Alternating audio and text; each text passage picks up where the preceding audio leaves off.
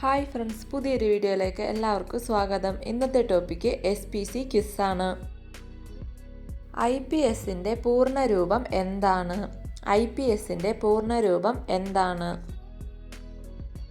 ഉത്തരം Indian police service. ഇന്ത്യയുടെ പരമോന്നത നീതിപീഠം അറിയപ്പെടുന്നത് എന്ത് പേരിലാണ്? ഉത്തരം ഇന്ത്യയുടെ സുപ്രീം കോടതി. SPC പദ്ധതിയുടെ ഏറ്റവും ഉയർന്ന എക്സിക്യൂട്ടീവ് ഉദ്യോഗസ്ഥൻ?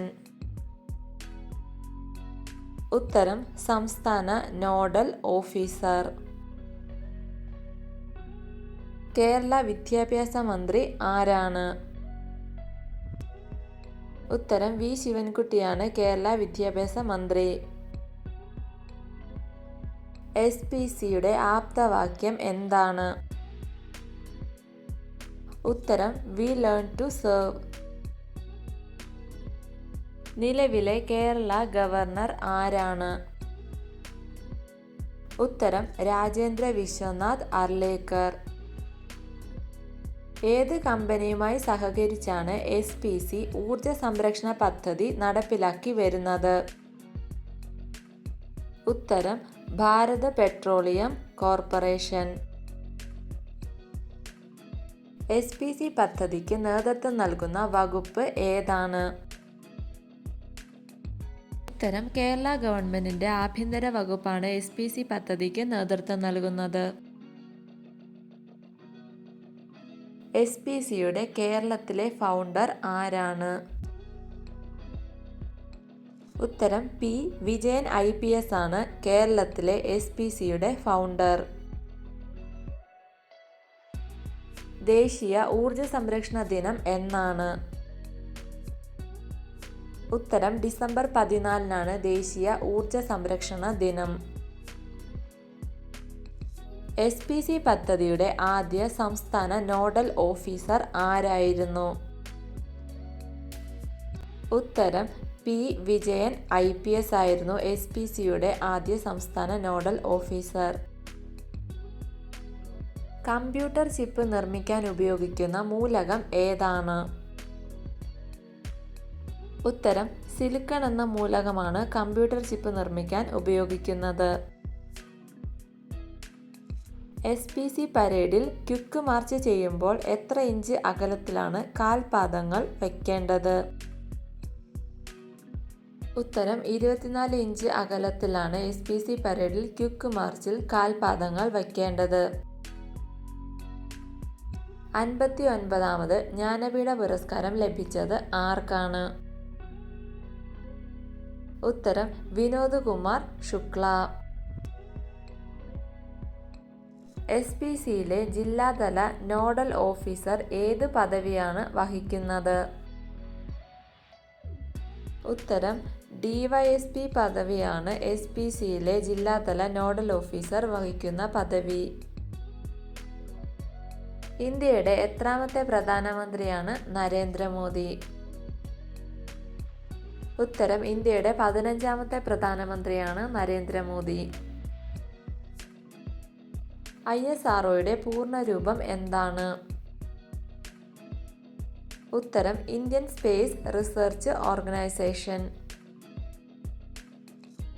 ഇന്ത്യയുടെ നിലവിലെ ഉപരാഷ്ട്രപതി ആരാണ്?